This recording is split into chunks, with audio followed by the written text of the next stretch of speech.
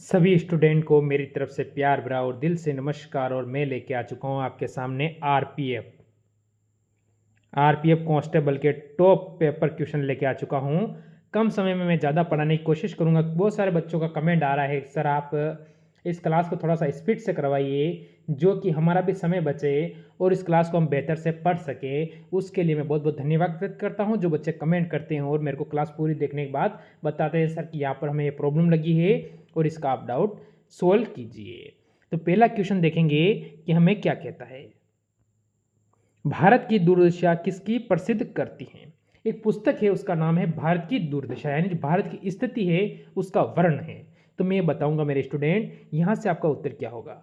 महंक मजरी या भारतेंदु हरिश्चंद्र, ब्रह्मचारी, चंद्रकांत। तो यहाँ से आपका उत्तर क्या होगा। तो आप सभी कहोगे Bharatendu Harishchandra. Option number B बिल्कुल सही है। आगे बढ़ोगे अगले क्वेश्चन पर कि क्वेश्चन नंबर अगला कहता है आपको मुमताज महल का असली नाम क्या था। जो मुमताज महल है उसका असली नाम क्या है, ये क्वेश्चन आपसे पूछ रहा है।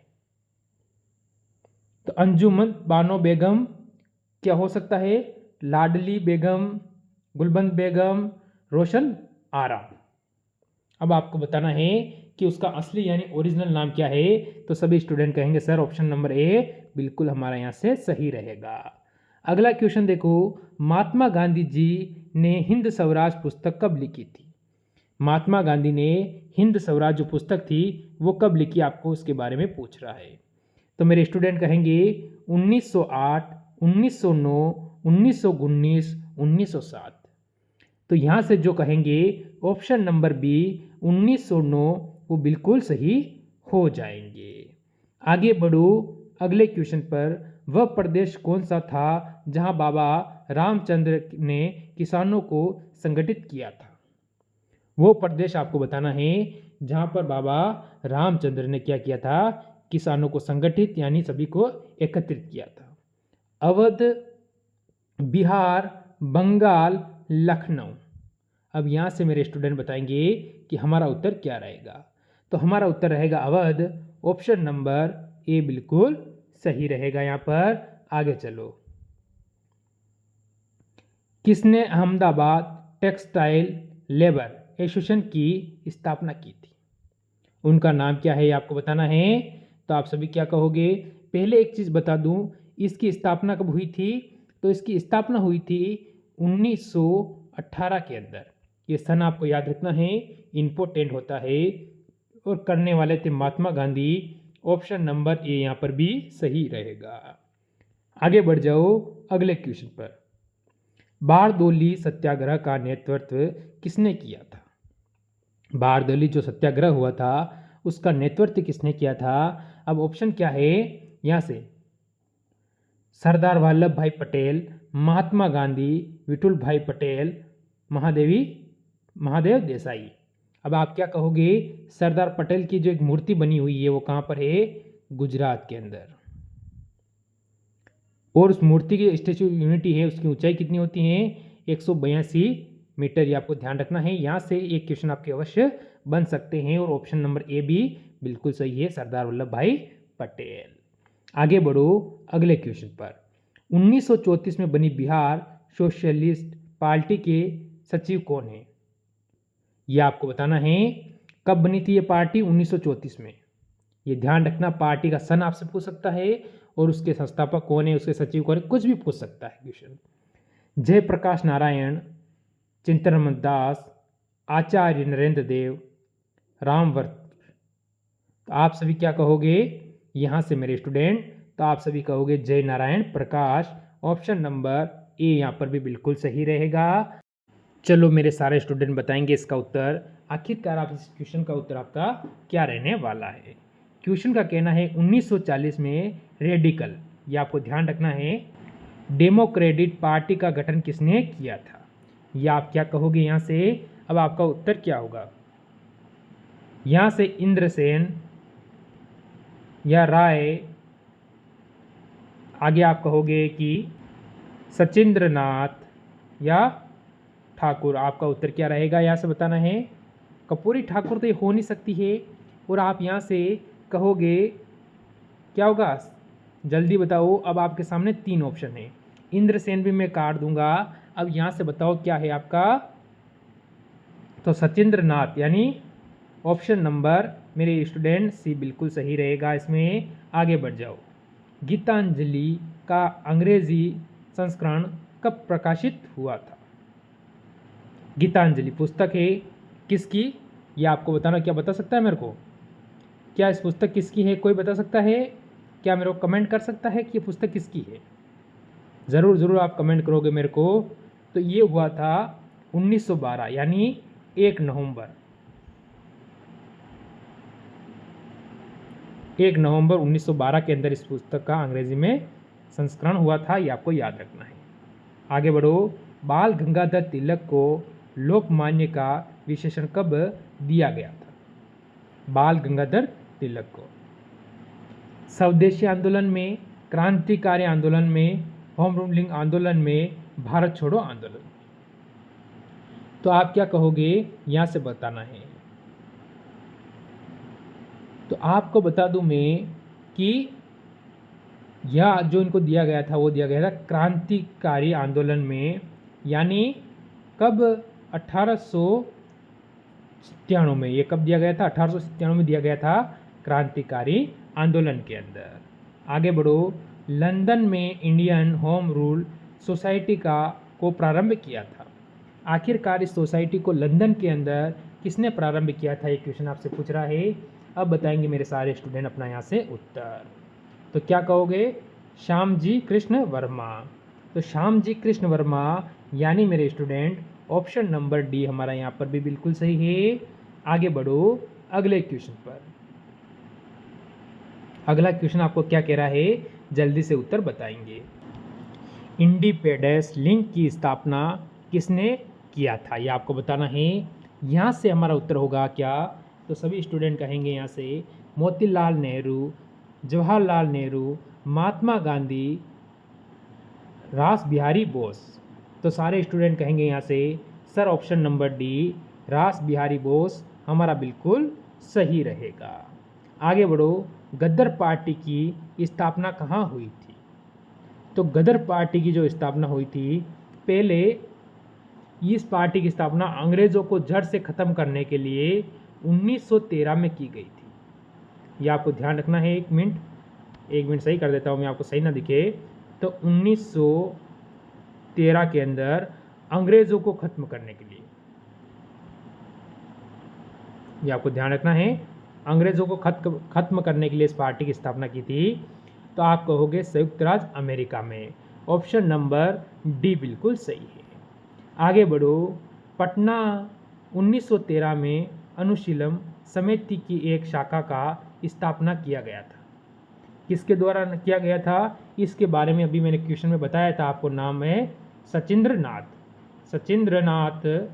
तो यहाँ से मेरे कहोगे स्टूडेंट ऑप्शन नंबर ए बिल्कुल सही रहेगा। आगे बढ़ो एक और क्वेश्चन पे और। हिंदुस्तान सोशलिस्ट रिपब्लिक एसोसिएशन की गठन की गई थी, यानी इसका गठन की गई यानी किया गया था। अब किसके द्वारा किया गया, ये क्वेश्चन आपसे पूछ रहा है मेरे स्टूडेंट। सुभाष चंद्र बोस या रास बिहारी बोस या चंद्रशेखर आज़ाद, भगत सिंह, आखिर किसके द्वारा किया गया है ये आपको बताना है। तो मेरे सारे स्टूडेंट कहेंगे सर ऑप्शन नंबर सी, यहाँ से चंद्रशेखर आज़ाद बिल्कुल सही रहेगा। आगे बढ़ो। अगला क्वेश्चन कहता है भगत सिंह का स्मारक कहाँ स्थित है? जो भगत सिंह है उनका जो स्मारक है वो कहाँ पर है? तो हम क्या कहेंगे? फिरोजपुर, क्या सही है? लुधियाना में सही है? अमृतसर में है? आखिरकार कहाँ पर है? तो आप सभी कहोगे फिरोजपुर, ऑप्शन नंबर ए। यहाँ पर भी बिल्कुल आप सभी स्टूडेंट सही दोगे। फिर बढ़ोगे अगले क्वेश्चन की ओर। युगांतर पार्टी का नेतृत्व किसने किया था? युगांतर जो पार्टी है उसका नेतृत्व किसने किया था? हाँ, तो इसका उत्तर क्या दोगे, जल्दी से बताओ। जतेंद्र नाथ मुखर्जी, ऑप्शन नंबर यहाँ से आपका ए वाला बिल्कुल सही रहेगा। आगे बढ़ जाओ। हिंदुस्तान रिपब्लिक संगठन की स्थापना कब की गई थी? हिंदुस्तान रिपब्लिक संगठन की स्थापना कब की गई थी? तो क्या कहोगे मेरे सारे स्टूडेंट? आप सभी कहोगे कानपुर 1934। ऑप्शन नंबर बी हमारा बिल्कुल सही है। अगले क्वेश्चन पे बढ़ो मेरे सारे स्टूडेंट। 19 नंबर क्वेश्चन का उत्तर देंगे। किसने मित्र मेला संघ को शुरू किया था? ये आपको बताना है किसने मित्र और मेला जो क्या था संघ को उसको शुरू किया था। आप सभी क्या कहोगे?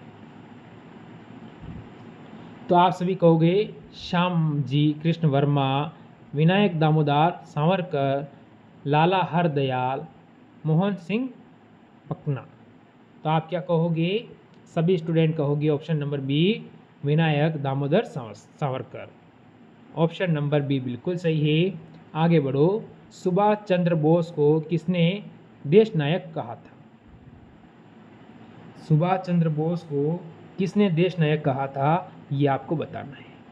महात्मा गांधी, राम मोहन लोहिया, रविंद्रनाथ टैगोर, सरदार वल्लभ भाई पटेल। तो क्या कहा था? देश नायक। तो किसने कहा था? रविंद्रनाथ टैगोर ने कहा था सुभाष चंद्र बोस को देश नायक। Option number C. आगे बढ़ जाओ। कैबिनेट मिशन के भारत आगमन के समय भारतीय राष्ट्रीय कांग्रेस का अध्यक्ष कौन था? यह आपको बताना है। कैबिनेट मिशन भारत कब आया था? यहाँ से आपसे पूछ ले तो आप कहोगे 1946 में कैबिनेट मिशन भारत आया था। अब यहाँ से आपका उत्तर क्या बनता है कि उस समय अध्यक्ष कौन था? तो मौलाना Abdul Kalam Azad. Option number C बिल्कुल सही है। ये आपको ध्यान रखना है। चलो आगे चलो। सुभाष चंद्र बोस ने स्वतंत्र भारत की अंतिम सरकार घोषणा कब की थी? सुभाष चंद्र बोस ने जो स्वतंत्र भारत की अंतिम सरकार की घोषणा कब की थी?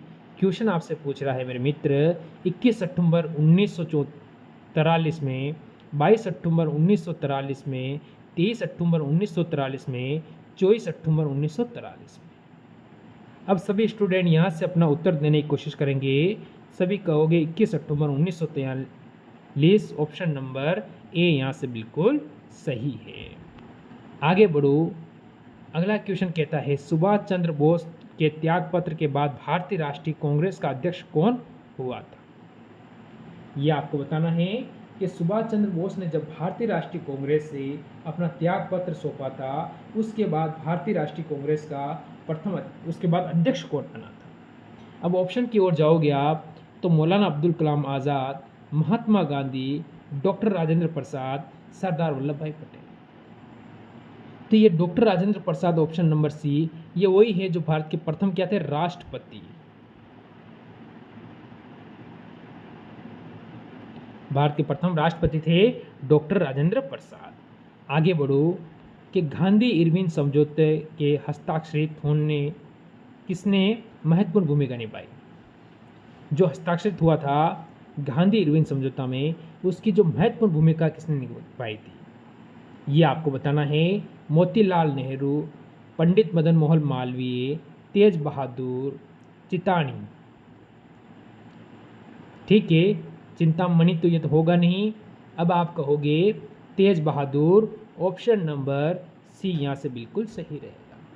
चलो मेरे स्टूडेंट, आज का जो लास्ट और अंतिम क्वेश्चन रहेगा उसका उत्तर देंगे 1935 अधिवेशन में उपरांत 1937 में हुए चुनाव में गठित कांग्रेस मंत्रिमंडल का कार्यकाल था। कितने महीने का था ये आपको बताना है। तो जो कांग्रेस का कार्यकाल रहा था 20 माह, 22 माह, 24 माह, 28 माह।